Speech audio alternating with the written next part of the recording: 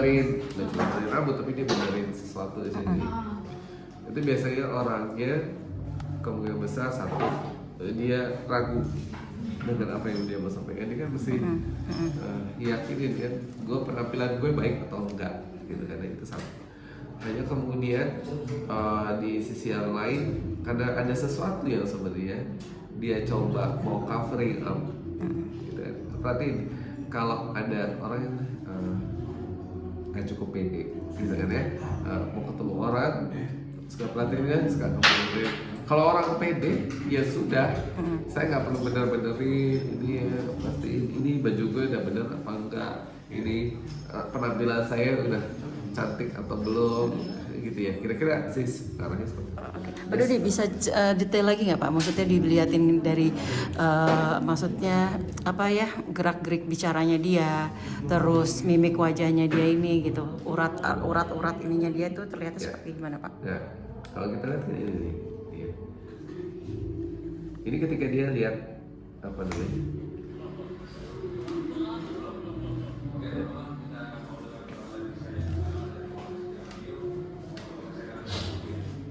Nah, itu ya gerakan itu, dia kan ketika diminta untuk bicara. Nah, momennya adalah ketika kemudian ketika dia minta bicara itu dia misal untuk ngerapiin rambutnya. Nah, ketika ngerapiin rambut dan kemudian perhatikan juga gerakan dia punya bola mata ya, bola matanya itu ya. Das visual construct di atas ya, visual construct di atas.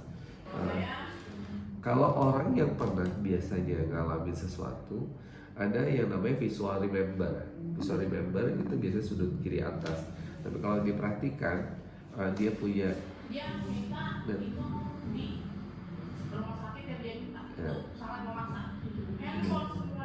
ya, itu gerakan dia memaksa ini.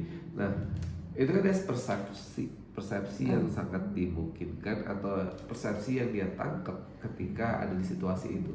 Apakah benar seperti itu? Ya itu perlu kemudian diklarifikasi lebih lanjut. Istilah maksa itu yang seperti apa? Ini yang kalau kita perhatikan ini juga ini, gerakannya itu.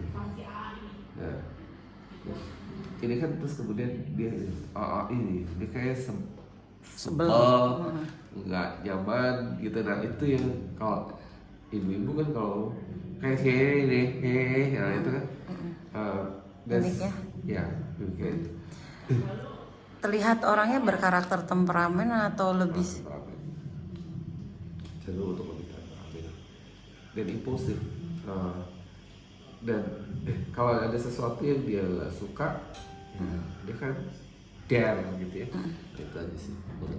Terlihat dari wajahnya temperamen atau kata-katanya nggak sih Pak? Dari mana? Mungkin dari wajah atau dari ucapan, dari statement-statementnya dia yang selalu seolah-olah. Konfirmasi dari 3 hal itu. 1, ekspresi mata tajam. Saya tajamnya sharp gitu kan, melihat itu. Terus kemudian dari mulutnya, mulutnya dia tadinya turun tapi cenderung ke samping, gitu kan, kencang gitu kan, giginya. Terus kemudian tangannya yang gerakan-gerakan tangannya gitu. Dan gerakan-gerakan tegas-tegas itu. Kalau orang merah kan biasanya ada di titik itu, ya. Nah, itu yang sangat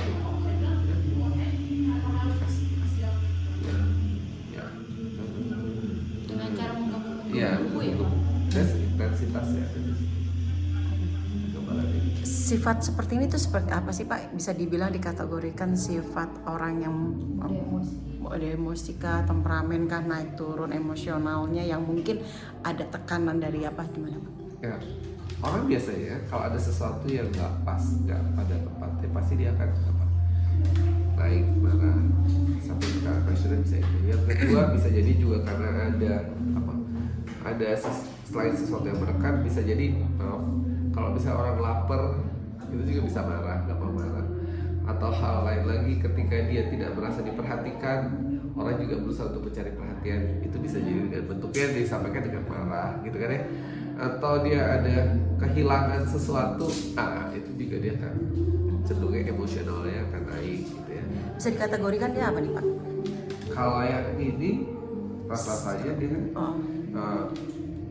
dia lebih kemampuan untuk mengontrol emosinya memang relatif tidak terlalu baik gitu ya. Oke. Jadi Emosinya tidak baik ya. ya kemampuan dia untuk mengontrol emosinya. Sementara kiri dan kanan dia itu sudah sangat bisa kelola emosinya dengan baik. Gitu. Jadi ya ini memang masalahnya dia, walaupun kemudian dia berusaha sabar gitu ya untuk ngejelasin. Ini kalau harus ini gimana, harus ini gimana. Bisa terlihat ada tekanan dari yang penekanan dari wajahnya atau apanya gitu Pak, dari ucapan tindakannya itu. Nah, kalau ini nih, kalau saya harus korelate sama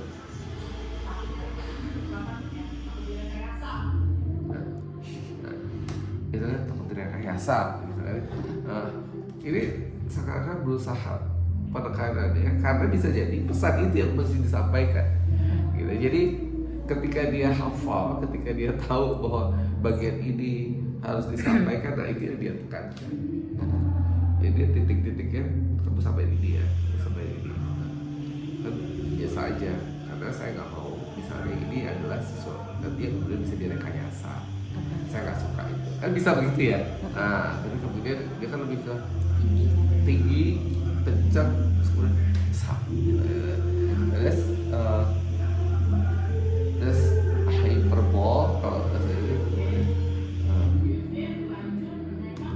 Dan memang dia secara runut karena orang lagi emosionalnya, state-nya lagi nggak bagus, maka ceritanya jadi nggak runut, logiknya jadi nggak berjalan gitu kan. Nah ini yang terjadi sebenarnya dengan Baris. Bisa dibilang sedikit karakternya minca-minca juga nggak sih? Lebih karena emosional. Orang kalau lagi emosional kan, kalau dia udah nggak logik ya, kalau titiknya udah nggak logik dia pasti kan ceritanya tahu. Karena emosionalnya itu karena pressure-nya itu.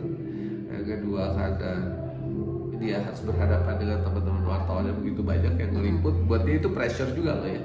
Jadi ketemu orang, ya biasanya kalau dia kan apa? State-nya bukan orang yang di hadapan kamera, bukan yang di syuting, yang direkam gitu kan. Nah, dia kan mungkin yang di foto atau di video, saya nggak tahu. Titiknya adalah ini bukan yang umum ya biasa terjadi dan dia hadapi sehari-hari. Jadi pasti itu kan pressure akan jadi beda. Karakternya bisa dibilang ya orang apa adanya, sombong atau seperti apa? Itu akhirnya kemudian jadi labeling ya, gitu ya.